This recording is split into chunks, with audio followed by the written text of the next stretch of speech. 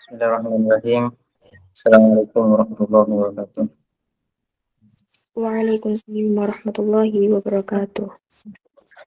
Bismillahirrahmanirrahim.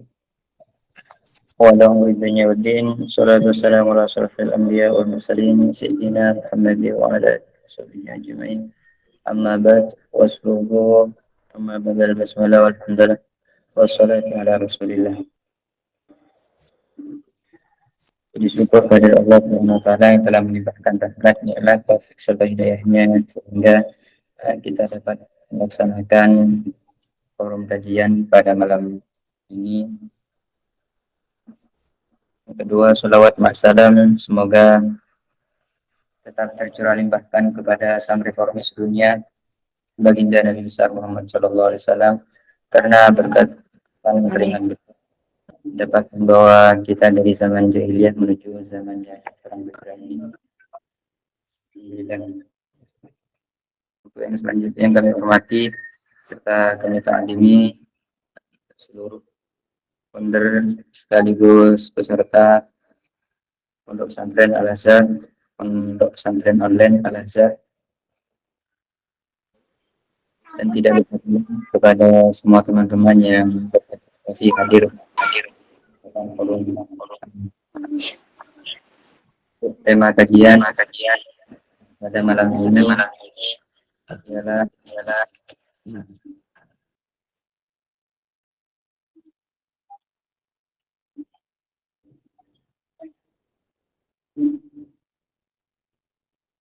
hati yang galau sebab ada solusinya. Ini tema sesuai permintaan atau apa? Saya dapat dari foundernya antum semua. Jadi temanya masih berkaitan tentang kolbu.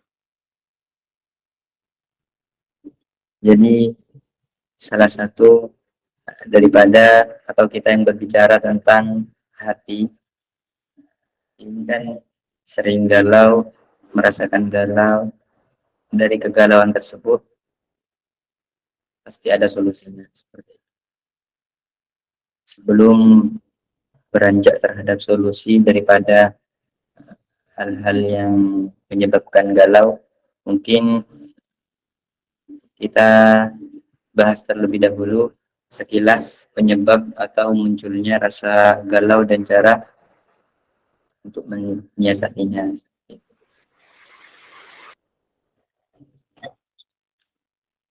Jadi salah satu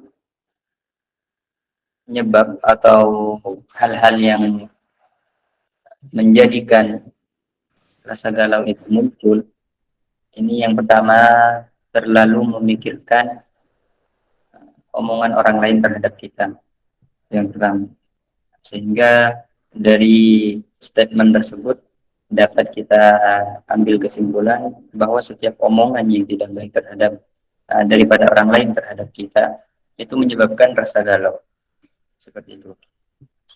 Jadi berhati risau atau khawatir dengan pendapat orang lain ini merupakan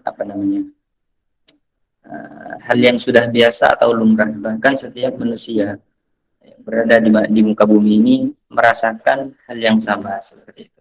Jika ada orang lain berbicara tentang kita, baik itu positif atau negatifnya, ini akan timbul yang namanya rasa kegelisahan, risau, khawatir, dan lain sebagainya.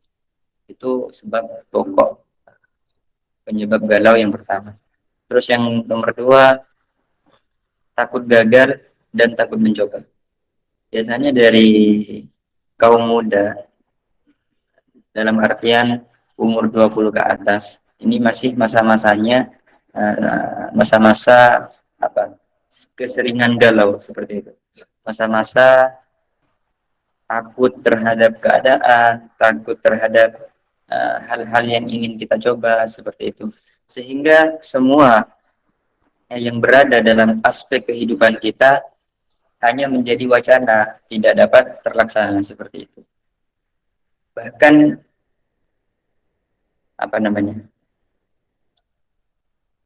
orang-orang yang berpendidikan itu mempunyai statement bahwa lulusan SD lebih sukses daripada yang sarjana, seperti itu. Jadi filosofinya seperti apa? Jadi kalau orang yang lulusan SD atau orang yang bodoh itu lebih mengedepankan praktek daripada materi, seperti itu. Kalau orang yang sudah mengedepankan praktek daripada materi, cenderung lebih sukses orang yang mengedepankan praktek tersebut. Karena pada hakikatnya dengan kita memikirkan atau mewacanakan sesuatu kemudian tidak diiringi dengan praktek, maka itu merupakan hal-hal yang sia-sia, seperti itu.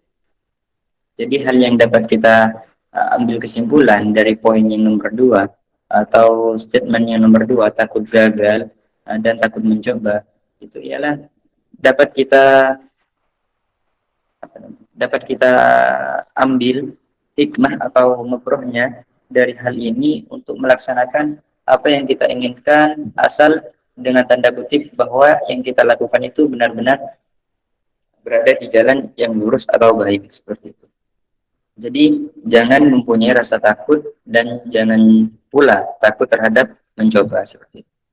Itu yang nomor 2. Yang nomor 3, penyebab munculnya rasa galau dan juga khawatir itu ialah terjebak di zona nyaman. Maksud terjebak di zona nyaman ini apa? Seakan-akan kita ini takut gagal, takut mencoba, akhirnya terjebak di zona nyaman, berada di zona nyaman waktu yang panjang, seperti itu. Ini untuk menumpukan semangat kita dan juga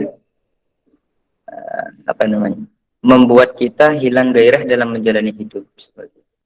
Jadi dalam titik ini biasanya rasa galau itu akan muncul.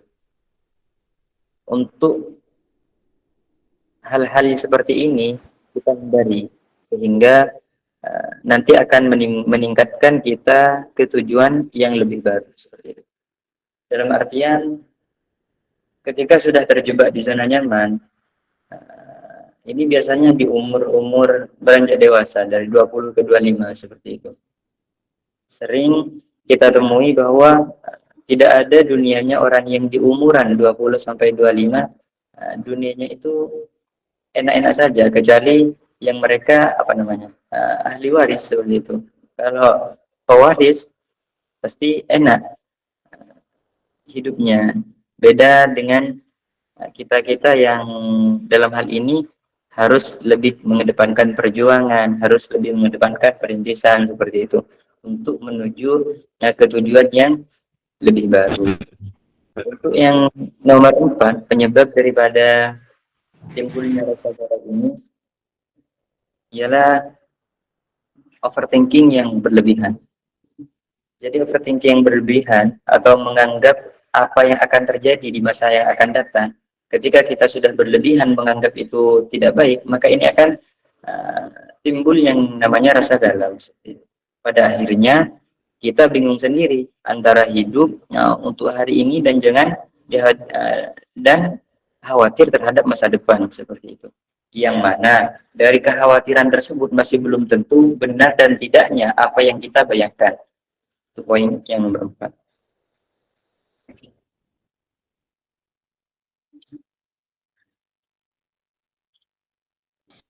Jadi, untuk yang nomor 5, dari penyebab rasa galau itu ialah kita berada dalam lingkungan yang tidak mendukung, seperti itu. Jadi lingkungan yang kita tempati sekarang itu juga menjadi salah satu faktor untuk menyebabkan seseorang menimbulkan rasa galau. Jadi tempat atau kita berkegiatan, bersosial, tidak membiarkan kita untuk motivasi positif yang bisa membantu kita lebih semangat. Antara lain teman atau sahabat yang memberikan dukungan terhadap kita pada kita dalam keadaan galau, atau justru semakin membuat kita merasa lebih galau, seperti itu. Jadi lingkungan kita bersosial di setiap harinya itu berpengaruh besar terhadap rasa khawatir yang di masa yang akan datang. Untuk poin 6 yang merupakan salah satu faktor atau penyebab kita merasakan hal yang galau ialah kurangnya realitas seperti itu. Atau apa? Bukan realitas, kurangnya realistis. Ya. Jadi bermimpi tinggi itu boleh. Pada dasarnya bermimpi tinggi itu boleh. Tapi kita harus realistis terhadap mimpi kita tersebut. Nah, realistisnya gimana? Ya harus realistis tentang apa yang kita cita-citakan dan realistis dengan usaha yang kita lakukan seperti itu. Ketika kita sudah realistis, maka kita sudah mempersiapkan diri untuk beberapa kondisi yang mungkin akan tidak mengenakan buatan sendiri seperti itu. Dengan begitu kita akan terhindar dari rasa galau ketika sudah melaksanakan atau realistis terhadap apa yang kita inginkan. Mungkin 6 saja yang dapat kami sampaikan untuk penyebab munculnya rasa galau dan cara menyiasatinya. Yang pertama ialah terlalu memikirkan omongan orang lain, baik itu positif ataupun tidak. Kemudian yang nomor 2, takut gagal dan takut mencoba. Terus yang nomor 3, terjebak di zona nyaman. Yang nomor 4, itu overthinking yang berlebihan. Kemudian yang nomor 5, keadaan atau lingkungan yang kurang mendukung. Terus yang nomor 6 ialah kurangnya realistis. Untuk penyebab daripada itu semua, kami menyimpulkan ada 7 cara untuk mengatasi hal tersebut. Salah satu cara yang 7 ini sudah kami sebutkan di pertemuan sebelumnya di tema apa ya? Pokok tema tentang hati juga. Ya. Jadi tema yang pertama dengan yang sekarang ini hampir berkaitan atau hampir nyambung antara materi satu dengan materi yang lain. Untuk poin 1, cara daripada mengatasi hal tersebut ialah menurut kami Al-Fakir bercerita terhadap orang lain atau mengeluarkan apa yang kita rasakan sehingga dapat dituangkan terhadap cerita orang lain sehingga daripada kesimpulan cerita yang kita keluarkan itu mendapatkan motivasi seperti itu. Jadi rasa galau atau gelisah ini ada baiknya untuk berbagi cerita terhadap orang lain. Ceritakan kepada orang yang benar-benar memahami perasaan kita, benar-benar memahami terhadap keadaan kita, bukan menghakimi atau mengabaikan kita. Biasanya orang yang paling tepat untuk kita berikan curhatan kehidupan kita itu untuk keluarga yang lengkap ialah seorang ibu, karena cinta seorang ibu ini merupakan cinta yang sesungguhnya seperti itu. Terus yang nomor 2,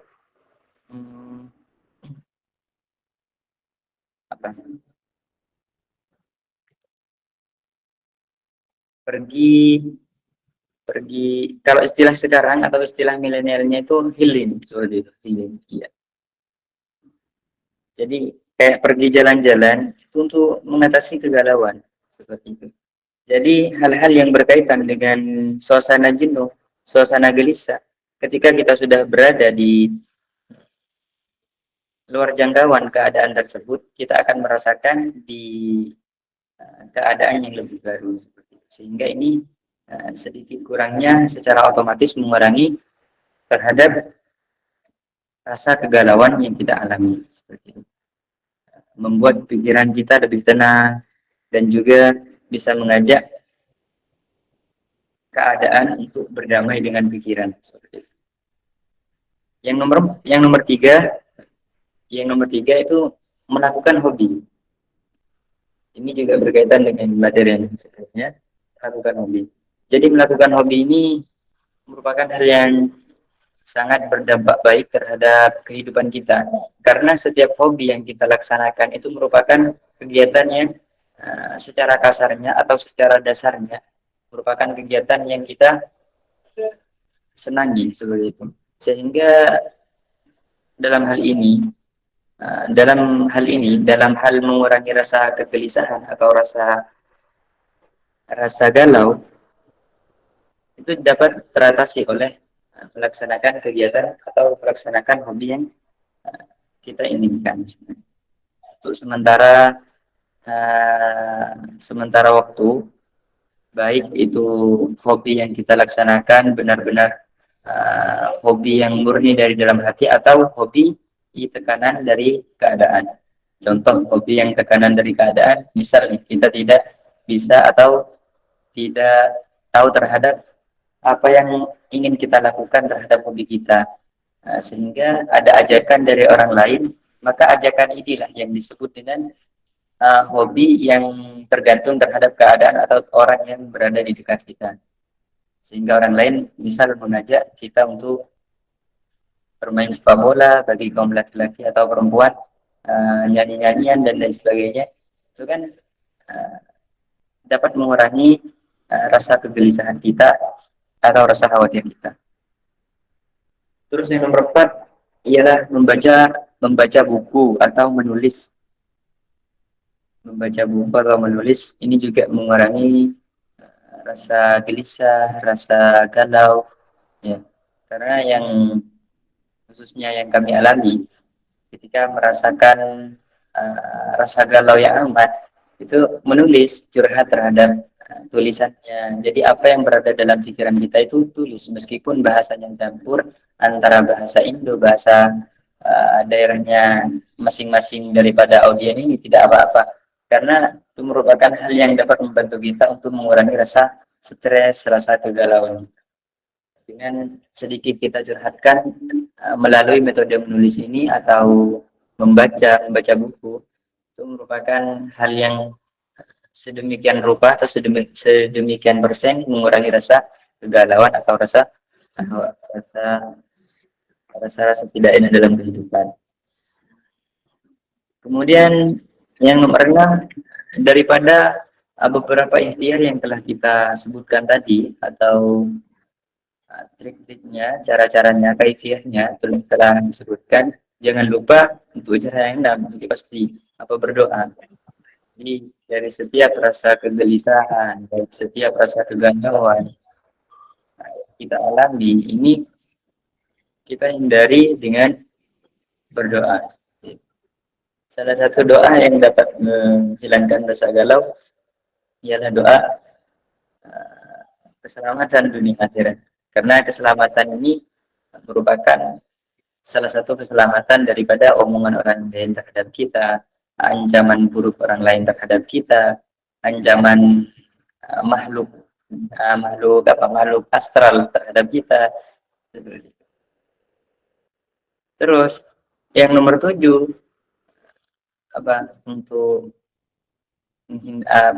untuk caranya ya hindari hal-hal yang menyebabkan kita hindari disebutkan di terlebih dahulu, pembahasannya lebih dahulu kita bahas. Mungkin itu saja yang dapat kami sampaikan. Untuk kesimpulannya, cara mengatasinya itu ada 6 cara. Yang pertama, berbagi cerita ke orang lain. Yang kedua, healing. Terus yang nomor 3, melakukan hobi. Yang nomor 4, itu membaca buku atau menulis. Kemudian yang nomor 6, berdoa. Dan yang nomor 7, hindari penyebab atau faktor-faktor galau. Ini saja yang dapat kami sampaikan. Untuk materinya, apabila kurang menyenangkan atau kurang berbobot, mohon maaf yang sebesar-besarnya. Untuk yang selanjutnya kami persilahkan kepada MC acara.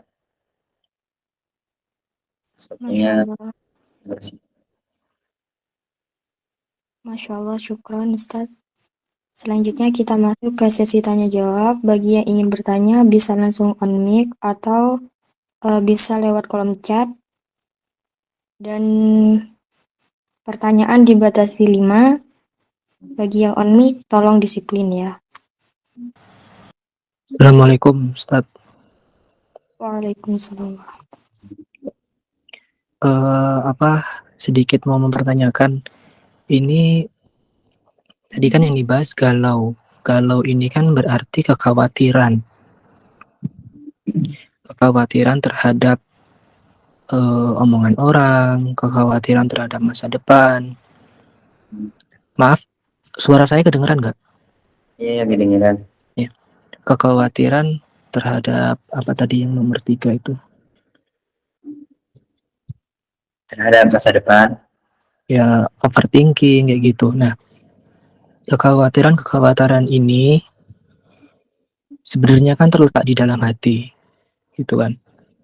Ya, Terus kalau bicara masalah hati, pasti ada hubungannya dengan gimana ya, kepercayaan kita terhadap Tuhan kita, yaitu Allah Subhanahu Wa Taala. Dan di sini saya teringat bahwa ada tawakal di sini, Ustadz. Jadi seberapa penting orang itu tawakal? Soalnya dari solusi ini tadi yang terkait atau ada kaitannya dengan istilahnya tawakal ini, yaitu doa. Nomor ya, berapa tadi doa tuh? Nomor 5 ya. iya, Itu jadi seberapa pentingnya kita itu tawakal ketika menghadapi rasa galau ini dan kekhawatiran ini gitu, Ustaz. Terima kasih. Untuk insyaallah ini langsung dijawab atau ditampung terlebih dahulu untuk menunggu pertanyaan audiens yang lain apa gimana? Langsung dijawab boleh, Ustaz. Oh iya.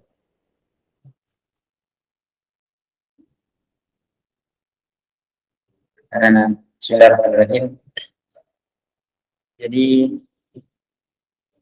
salah satu yang ditanyakan oleh peserta tadi Mas siapa yang nanya? Udin Ustadz Afwan. Oh ya, saudara Mas Fahrudin. Kurang lebihnya yang ditanyakan seberapa penting sifat tawakal doa kita terhadap Allah Subhanahu wa taala. Nah, seperti itu ya, Mas.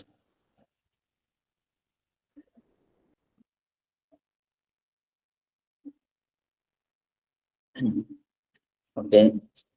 Jadi doa ini merupakan salah satu bentuk ikhtiar kita terkait beberapa hal yang menimpa atau memuji, bahkan hal-hal yang ingin kita lakukan. Jadi doa atau kedudukan doa di dalam Islam itu sendiri ini sangat penting karena berkaitan dengan rasa iman ihsan kita terhadap Allah Subhanahu wa taala seperti itu. Untuk pembahasan iman ini kan dalam perspektif Islam itu kan keyakinan seperti itu. Kemudian disusul ke tingkatan kedua yakni ihsan sebagai atau tingkatan takwa seseorang terhadap Allah Subhanahu wa taala. Sebagaimana ihsan ini didefinisikan di dalam hadis Arba'in Nawawi itu anta'budallaha ka'annaka tarahu fa illam takun tarahu fa innahu yarak. Jadi seakan-akan kita beribadah atau menyembah kepada Allah Subhanahu wa taala dengan cara kita melihat. Fa illam takun tarahu, apabila kita tidak dapat melihat terhadapnya, fa innahu yaraka, maka sesungguhnya ia melihat terhadap kita seperti itu. Jadi kesimpulan daripada tingkatan ihsan ini dapat kita ambil bahwa pentingnya doa terhadapnya seperti itu. Jadi setiap permasalahan yang berada di kehidupan kita itu bisa teratasi dengan kita berdoa seperti itu.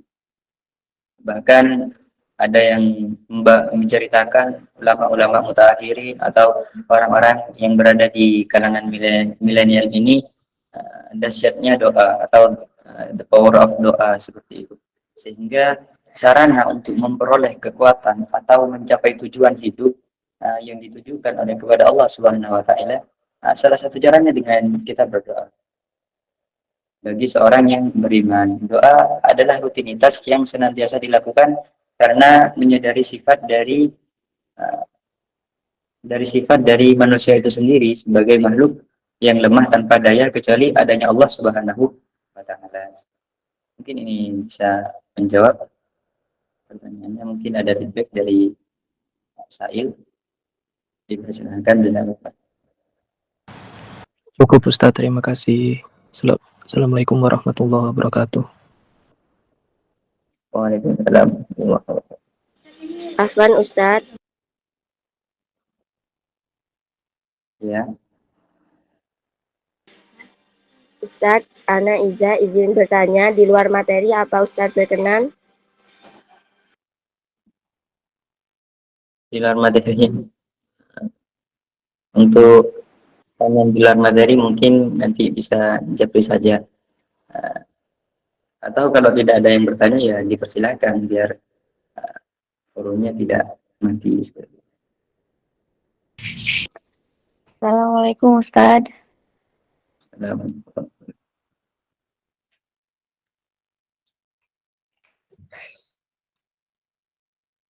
Ustadz Afwan izin bertanya. Ya, Kan tadi Ustadz ngebahas ini ya tentang zona nyaman ya. Afwan Ustadz coba jelaskan kembali apa yang dimaksud dengan zona nyaman dan bagaimana solusinya agar kita tidak terlena dengan zona nyaman tersebut. Terima kasih Ustadz. oh ini pertanyaan yang di kolom chat banyak. Nah, sebelum menjawab pertanyaannya mungkin dari Mbak MC atau Bunda Wulan itu bisa difilter pertanyaannya, bisa disaring mana yang berkaitan dengan materi, bisa disampaikan nanti setelah menjawab pertanyaan ini. Ustaz. Jadi minta penjelasan terhadap zona nyaman yang merupakan salah satu penyebab timbulnya rasa galau atau gelisah seperti itu. Zona nyaman ini apa ya? Seakan-akan karena kita takut gagal dan takut mencoba. Akhirnya kita ini terjebak di zona nyaman seperti itu. Berada di zona nyaman dalam waktu yang sangat panjang itu akan menumpulkan rasa semangat kita terhadap mencoba hal yang baru seperti itu. Sehingga dalam titik ini biasanya rasa galau itu akan muncul, yang mana rasa galau ini dapat timbul ketika berada di zona nyaman. Jadi niatkan diri kita untuk lebih berkembang dan pilih kegiatan yang bisa meningkatkan terhadap hal-hal yang lebih baik ke depannya seperti itu. Jadi zona nyaman itu biasanya seperti ini. Contohnya, misalnya kita sudah lulusan SMA atau SMK dan lain sebagainya. Biasanya renggang 1 tahun atau masa pengangguran 1 tahun itu, ketika kita dimanja oleh orang tua kita, dalam artian minta ini dituruti, minta itu dituruti, sehingga menyebabkan kita nyaman bahwa untuk melaksanakan atau melakukan hal-hal yang akan datang itu seperti itu. Nah, jadi rasa kenyamanan atau zona nyaman tersebut itu menumpulkan terhadap keinginan kita untuk mencoba hal-hal yang baru. Itu mungkin itu yang dapat kami sampaikan. Nah Ustadz, syukron.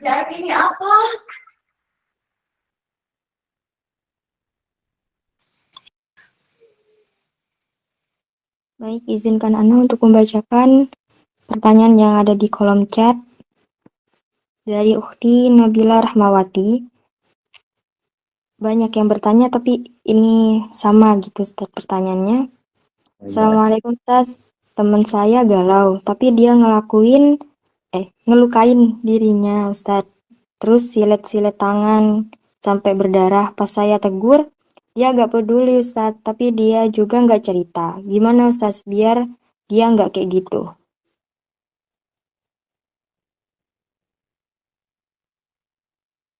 Suaranya tadi hilang.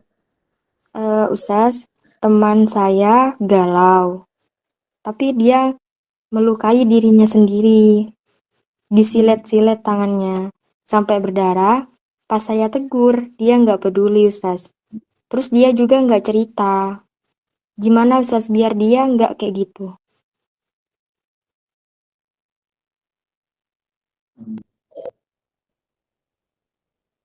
Nah, ini yang apa namanya? Ini berkaitan dengan uh, temannya ini perempuan atau laki-laki.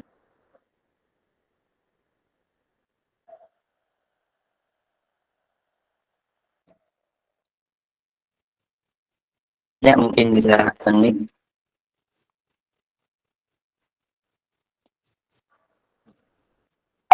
Saya Ustadz. Iya, yang temannya ini laki-laki atau perempuan karena apa berkaitan dengan ilmu psikologi seperti itu. Teman saya cewek Ustadz. Hmm. Ya. Jadi apa namanya? Pada dasarnya kalau di dunia ilmu psikologi itu perempuan ini memiliki sifat kamuflase. Apa sih itu kamuflase? Kamuflase ini kayak kayak sikap berubah-ubah. Bahasa kasarnya seperti bunglon gitu. Jadi sesuai keadaan di mana dia berada, maka dia menempatkan dirinya sebagaimana yang dia tempati seperti itu. Jadi dengan timbulnya rasa sifat kamuflase ini untuk perempuan itu sendiri, ini dapat diambil kesimpulan untuk caranya sendiri menasehati dengan cara baik-baik yang pertama. Kemudian sebelum menasehati itu, usahakan keadaan dalam tenang, terus kayak udaranya itu lebih menyegarkan, pemandangannya juga asri dipandang seperti itu. Kemudian sang apa temannya ini dalam keadaan kenyang, tidak dalam keadaan lapar seperti itu. Karena dalam keadaan lapar atau dalam keadaan kenyang ini berpengaruh terhadap seseorang untuk mengeluarkan beban dalam hidupnya seperti itu. Dan perempuan itu rasanya lebih gampang untuk ditinjau terhadap apa yang yang ditimpa olehnya seperti itu. Beda dengan laki-laki. Kalau laki-laki ini biasanya lebih dipendam, lebih tidak mengungkapkan terhadap orang lain seperti itu. Ada sih sebagian laki-laki yang mempunyai sifat kesamaan terhadap perempuan dalam hal ini, bukan dalam hal penampilan, dalam hal sifat, dalam hal sifat kamuflase seperti itu. Mungkin itu saja tiga. Jadi yang pertama usahakan dalam keadaan kenyang dan tidak lapar seperti itu. Yang kedua, suasana yang berada dalam keadaan tersebut lebih tenang dan asri pemandangannya untuk dilihat. Dan yang nomor tiga, tanyakan baik-baik secara pelan-pelan. Ini itu saja. Ini apa namanya ilmu yang kami dapat di bangku perkuliahan di bidang psikologi. Terima kasih.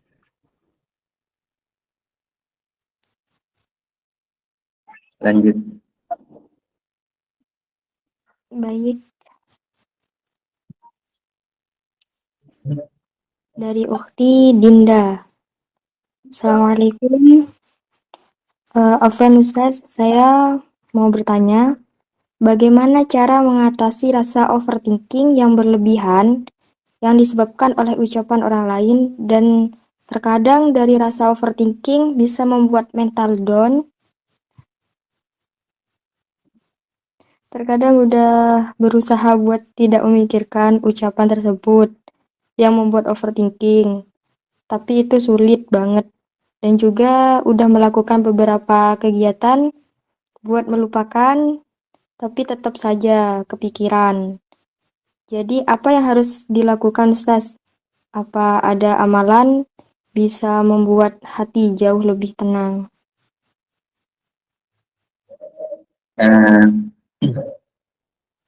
Untuk dasarnya pengertian dasarnya, omongan orang lain terhadap kita itu yang pertama ya memang menimbulkan bisa sifat overthinking seperti itu.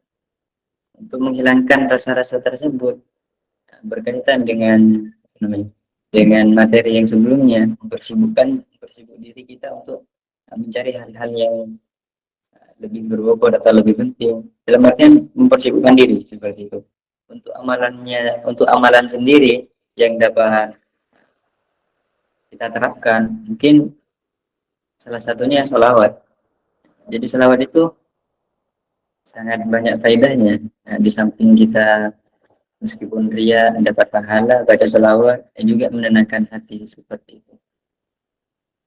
Sholawat yang apa? Yang di dalamnya mengandung irama atau syairan sanjungan terhadap Nabi Muhammad SAW. Untuk menghilangkan rasa sifat overthinking itu sendiri, ya langkah pertama memang harus mempersibukkan diri, kemudian kembali memikirkan diri kita sendiri. Jadi efek buruk terhadap efek buruk terhadap sikap overthinking yang berlebihan itu dapat menyakitkan diri kita sendiri, dalam artian menimbulkan rasa penyakit. Jadi penyakit itu 90% dari pikiran, 70% dari pikiran, 30% dari makanan yang kita makan. Tergantung bagaimana kita mengolah pikiran, bagaimana kita mengolah keadaan sehingga lebih baik. Nah, dalam artian hal ini untuk mencegahnya, mengembalikan terhadap ketika kita berada atau dalam keadaan sakit. Jadi sakitnya kita itu dipikirkan terlebih dahulu sebelum memikirkan sifat ini. Mungkin itu saja.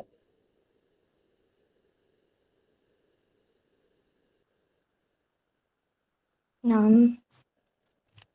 selanjutnya dari Ukhti Yulia Purnamasari. Assalamualaikum warahmatullahi wabarakatuh. Afwan, izin bertanya. Apakah mengikuti pergaulan yang di akhir zaman sekarang bisa menghilangkan iman? Dan bagaimana cara menghilangkan rasa galau di hati? Bisa diulang?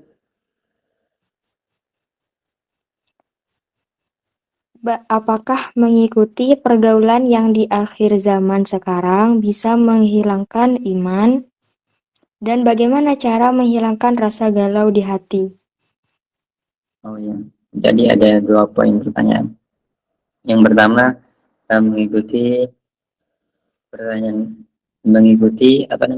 pergaulan zaman, terus itu meningkatkan mengurangi rasa iman kita. Terus yang nomor 2, bagaimana menghilangkan rasa galau, seperti itu ya Bunda.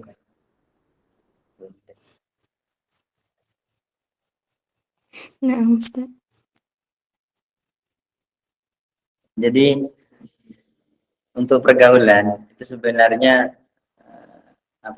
sudah disampaikan oleh Nabi Muhammad SAW, sebagaimana yang artinya begini: didiklah anak-anak kalian sesuai dengan zaman yang berada di masanya, seperti itu. Jadi misal nih, di masa sebelumnya masih belum ada kendaraan, kemudian di masa setelahnya itu ada kendaraan. Kemudian orang tuanya ini jangan mendidik anak dengan versi yang masih belum ada kendaraan, tapi didiklah dengan sebagaimana mereka terjun ketika sudah ada kendaraan. Karena yang mereka alami atau yang mereka buat berjalan di tujuan tersebut, ya dengan berkendara tersebut, mereka dapat menuju apa yang mereka tuju. Terus yang nomor 2, apakah ini mengurangi terhadap rasa iman kita? Tergantung bagaimana orang tua kita mendidik kita. Jadi memang pantas ketika orang tua atau orang tua perempuan kita, ibu kita mendapatkan gelar Madrasatul Ula, madrasah pertama bagi seorang anak, seperti itu. Karena kenapa? Ya karena perannya orang tua atau perannya ibu terhadap anak ini sangat penting, sehingga muncullah statement-statement di akhir zaman seperti ini. Sikap anak itu tergantung bagaimana ibunya mendidik anak tersebut, seperti itu. Untuk mengurangi atau menghilangkan rasa iman kita, kembali ke tadi, tergantung bagaimana orang tua kita mendidik anak-anak kita. Terus yang nomor 2, bagaimana rasa menghilangi rasa galau tersebut? Itu sudah kami sebutkan tadi, disebutkan lagi. Kan enggak juga.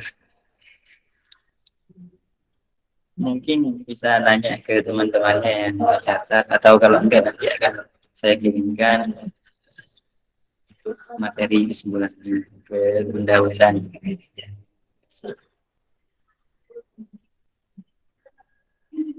Lanjut.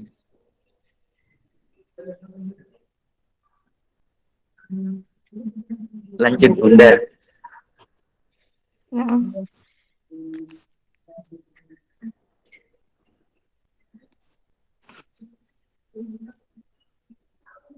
dari Ukti Habibatul. Sedikit keluar dari materi Ustadz. Assalamualaikum Ustadz, saya Habibatul dari Medan. Izin bertanya, bagaimana pendapat Ustadz terhadap seseorang yang galau karena ada seseorang yang menjanjikan ingin melamarnya, tetapi di sisi lain ada yang langsung datang melamar. Menurut Ustadz, lebih baik menerima atau menunggu? Oh, nggak keluar dari materi. Allah dari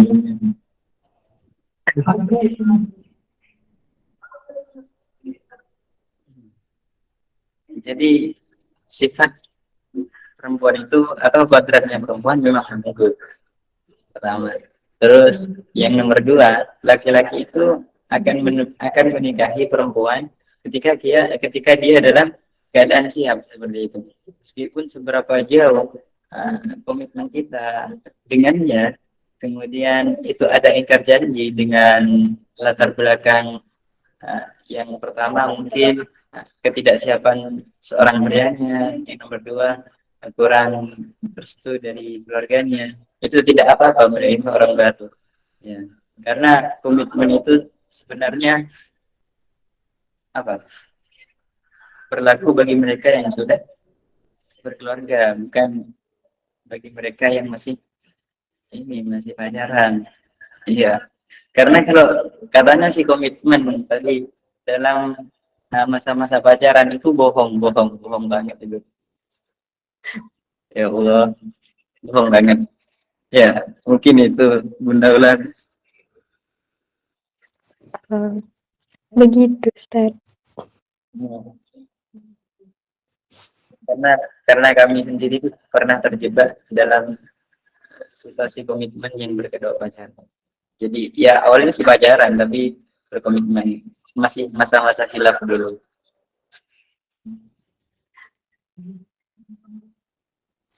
Baik, jika masih ada yang mau bertanya, silakan on mic. Satu aja.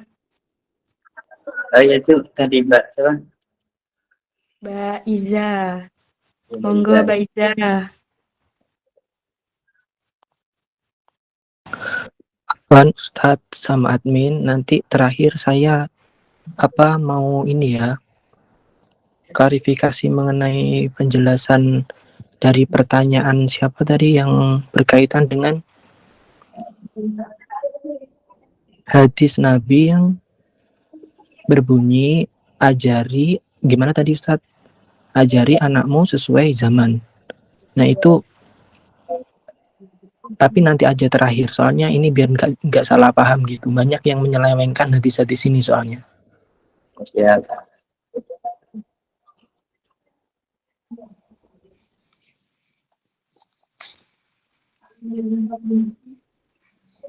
Mungkin bisa sekarang aja. Kayaknya nggak ada sudah. Oke, baik. Oh, itu ada. Waalaikumsalam warahmatullahi wabarakatuh. Apa nih bertanya di luar materi? Bagaimana kalau kita Bagaimana kalau dari keluarga orang tua tidak mau membagikan hak waris? Syukran. Bagaimana bila keluarga tidak memberikan hak waris? Naam.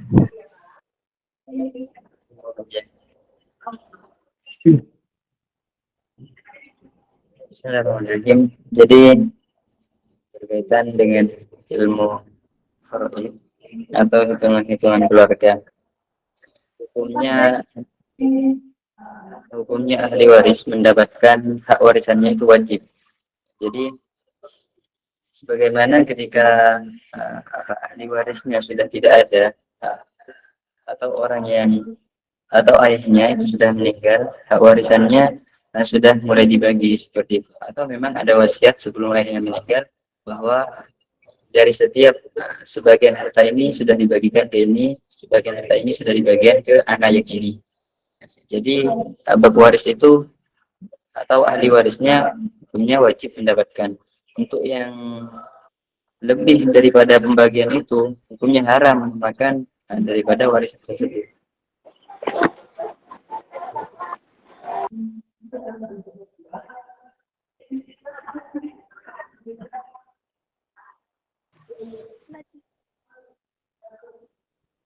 Mungkin itu saja.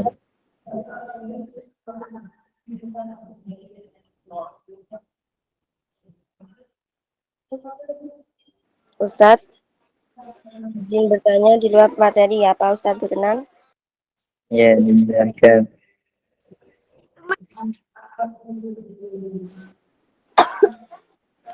Apakah kita boleh mengungkapkan rasa kagum dan sukanya ketika seseorang yang kita kagumi menjadi takdir orang lain, sedangkan hal tersebut lebih bisa membuat hati kita lega dan ikhlas? Syukran Ustadz.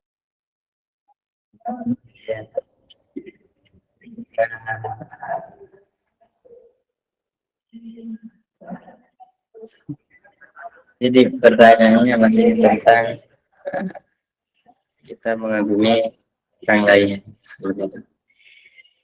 Ya, mengaguminya ya tidak apa-apa, tapi untuk dirinya ditakdirkan untuk orang lain bukan untuk kita itu sudah ditentukan di lauh.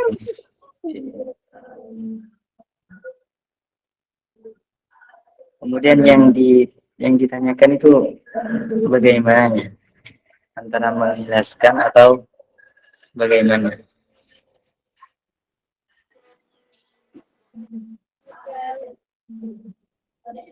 Menjelaskan Ustaz. Ya. Takdir itu kan dibagi menjadi dua kan. Satu-satunya takdir mubrom dan takdir mu'allaq. Nah, jadi untuk takdir mubrom ini kan definisinya atau takdir atau keputusan Allah yang sudah pasti dan tidak dapat diubah oleh doa seperti itu. Kemudian takdir mu'allaq ini sebaliknya merupakan keputusan yang masih tergantung dan bisa dipengaruhi oleh doa dan perbuatan manusia.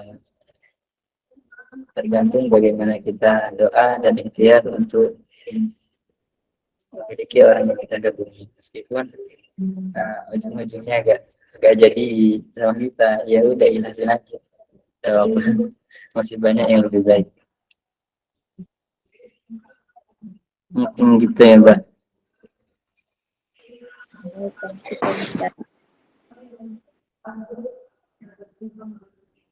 Insya Allah, tibalah kita di penghujung acara. Masya Allah, tiba kita di penghujung acara. Acara yang selanjutnya yakni doa kepada yang terhormat Ustadz Ahmad Taufik. Mohon bimbingan doanya. Apaan? Berarti saya nggak dikasih waktu ini ya? Oh iya, itu Mas Farudin katanya mau klarifikasi. Ini kembali ke admin sama ustadznya. Kalau admin sama ustadznya Ridho atau berkenan ya saya lanjutkan, kalau tidak ya lain waktu aja. Ya, dipersilakan tidak apa-apa. Untuk hadis al-lima waladakum fil akhir itu. Untuk admin gimana? Naam, silahkan. Apakah ada waktu? Ada sekitar 2 menitan. Oh, baik. Ini tadi menyinggung tentang itu ya, apa? Itu kalau nggak salah Ustadz, hadisnya dari sahabat Ali bin Abi Thalib ya Ustadz ya? Iya. Iya, mengenai didiklah anakmu di zaman sekarang, jangan di zamanmu gitu. Itu maksudnya ini kan banyak Ustadz yang dijadikan acuan untuk menolak ajaran-ajaran lama gitu kan, salaf gitu. Misal nih, yang dimaksud didiklah itu adalah caranya, bukan hasilnya gitu kan. Misal orang dulu itu mendidik anaknya menulis pakai daun di tanah gitu kan. Maksudnya Ali bin Abi Thalib, sekarang kan ada pulpen ya. Untuk hasilnya itu kita kembalikan, misal nih tulisan ini digunakan untuk biar bisa menulis agar bisa jadi pengarang, misal pengarang yang menyebabkan orang lain ahli maksiat. Nah itu jangan ditiru gitu, maksudnya seperti itu. Untuk hasilnya jangan disamakan gitu. Kita tetap mengajari anak kita pakai maksudnya pakai cara yang sekarang, tapi dengan tanda kutip kita harus memperhatikan apakah hasilnya nanti diridhoi Allah apa enggak gitu. Ya maksudnya di situ seperti itu. Soalnya banyak sekali nih orang-orang yang ya kan ini umumnya kayak gini, sekarang anak-anak itu umumnya kayak gini. Sekarang itu tidak membicarakan umum atau tidak umum, tapi membicarakan Allah ridho enggak, seperti itu. Nah seperti poin tadi, solusi yang nomor 2, mengatasi galau itu healing sama hobi. Kalau healingnya di tempat tongkrongan, di tempat istilahnya berbaur laki-laki perempuan, ya nggak bakal menyelesaikan masalah, malah menambah masalah. Tuh. Hobinya apa? Hobinya main cewek, hobinya main cowok, untuk melupakan apa pikiran-pikiran galau yang sebelumnya yang disebutkan oleh mantan mungkin. Ya itu jangan sampai gitu. Nah, hal itulah mengapa jangan dijadikan apa ya, hadis, khususnya hadis Ali bin Abi Thalib tadi, jangan sampai dijadikan itu tumpuan kita untuk mencari kebenaran gitu terhadap apa yang kita lakukan yang sebetulnya tidak diridhoi Allah Ta'ala gitu. Udah cukup Ustadz, itu aja. Salam takdim buat Ustadz, bukannya saya di sini istilahnya mengkoreksi, bukan. Saya tetap takdim kepada Ustadz. Mohon bimbingannya selalu. Saya hanya di sini biar tidak terjadi kesalahpahaman gitu. Oke, terima kasih untuk admin waktunya. Jika ada kesalahan dari omongan saya, mohon maaf sebesar-besarnya, mohon kritikannya Ustadz. Terima kasih. Wassalamualaikum warahmatullahi wabarakatuh. Waalaikumsalam warahmatullahi wabarakatuh. Ya, juga terima kasih terhadap penjelasan daripada hadis alim mauladakum fa innahum la kulli zamani ila akhirih. Itu sangat penjelasannya gamblang, detail dan mudah dipahami. Mungkin kepada teman-teman atau anggota-anggota yang lain, apa yang disampaikan oleh Mas Fahrudin bisa diamalkan dan menjadi manfaat bagi kita, khususnya bagi kami Al-Fakir Ahmad Taufiq. Selanjutnya kami persahkan ke Bunda Ulan.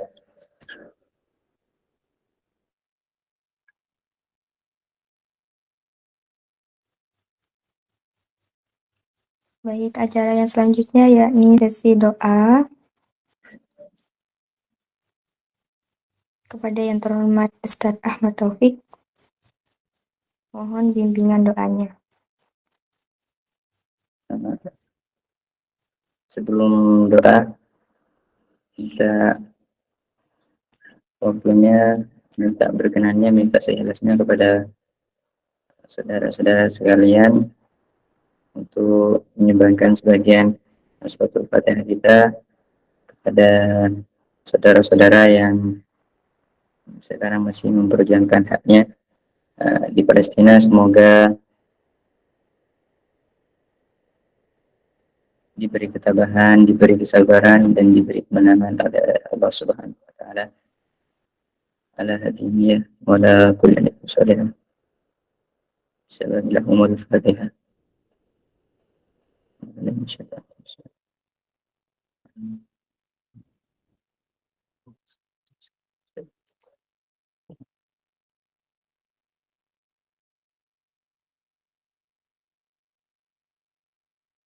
Untuk doanya